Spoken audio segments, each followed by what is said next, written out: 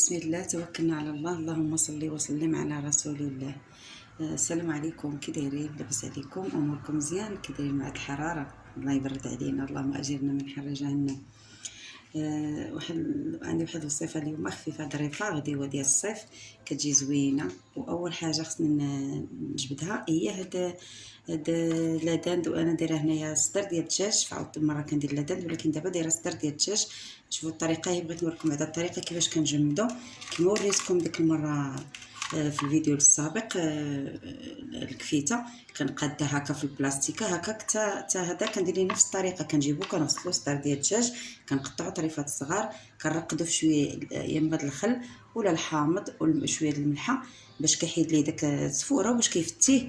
المهم كنرقدو واحد الليله كامله، كنسقطرو مزيان حتى كينشف ليا مزيان، وكنقادو في بلاستيكات هكا تا هو بنفس الطريقه. نتوما شفتوا ما كيقبضش البلاصه هكا. كنستف واحد 4 البلاستيكات ولا على حسب الكميه ديال كل بلاستيكه شحال دايره فيها. واحد بعدا نص كيلو. نتوما شفتوا كيجي بهذه الطريقه هذه. كنحطو حتى كيطلق، وغادي ندير فيه القوام ديالو ونوريكم المقادير وكل شيء ان شاء الله. دابا بغيت نوريكم هي الطريقه كيفاش كنجمدو. راه ما كياخذش بلاصه بزاف في الكونجيلاتور ولا في الفريكو، وكيجي الصراحه زوين وعملي بهذه الطريقه هذه. وها هو صدر الدجاج ديالي بعد ما طلق. نتوما شفتوا صافي كنديرو في هذا الشبيك حتى كيتسقطر من داك الماء اللي فيه. دابا غادي نديرو ان شاء الله هنايا في هاد السوبيره هذه. غادي نشوض عليه هاد البصيله، وغادي ندير عليها الربيع والتوابل. عندي هنايا غندير فيه الملحه، غندير هنايا عندي شويه ديال السكينجبير، وهنا شويه البابريكا ولا الفلفله الحمراء. هنايا عندي شويه الكمون ها هو، وهذا قزبر يابس. ضروري منه ديروا واحد شويه كيعطي واحد النكهه واعره في هذا. ديروه لا في القطبان ديال اللحم ولا في هذا لاداند هذا ولا صدر ديال الدجاج. انا دابا عندي صدر الدجاج وشويه د الابزار. اللي كيبغي السودانيه يديرها، انا ما تناكلهاش، ما تناكلش الحار. واهم مكون هو هذا. انا عندي شويه ديال الازير، راني طحناه ازير بلدي.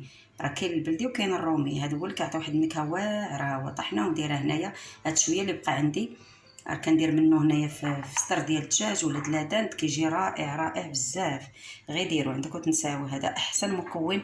الا كان عندكم دائما خليوه لهاد التتبيله ديال اللاداند ولا ديال الصدر ديال الدجاج.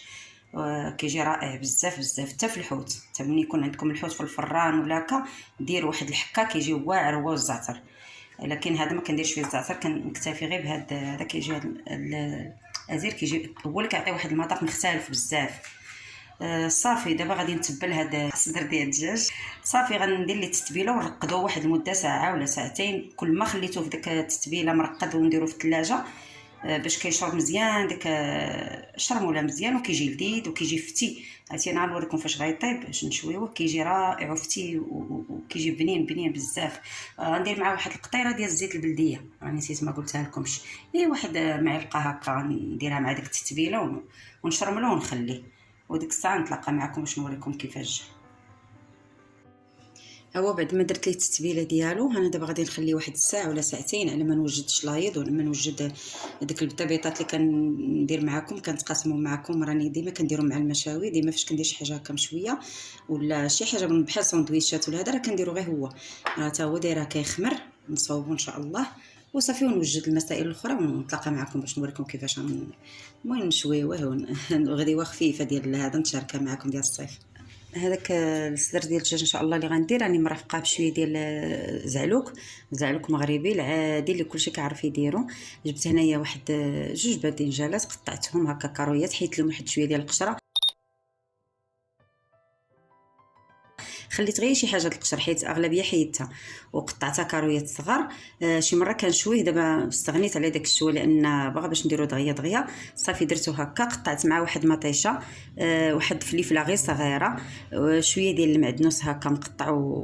اللي عنده الربيع بجوج يديرهم معدنوس وقزبر. انا عندي غير المعدنوس. واحد ضريس كبير ديال الثومه ولا 2 ضريسات صغار ديال الثومه محكوكين. هادشي اللي كندير. صافي غنزيد عليهم واحد ثلث كاس ديال الماء. ما تكتروش الماء على حسب الكميه اللي عندكم ديال البنجال.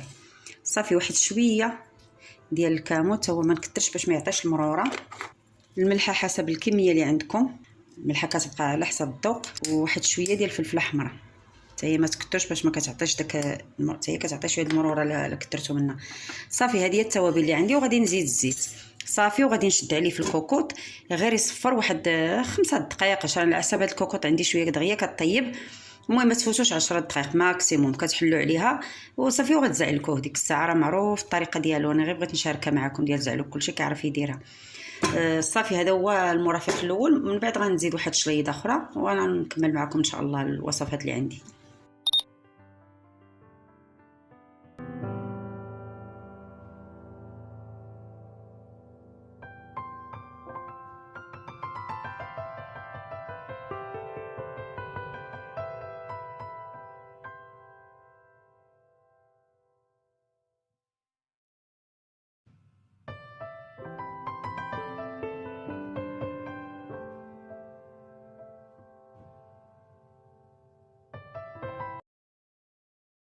ها هي الوجبه ديالنا المتكامله اللي درتها عندنا الغديوه خفيفه ظريفه بالنسبه للصيف.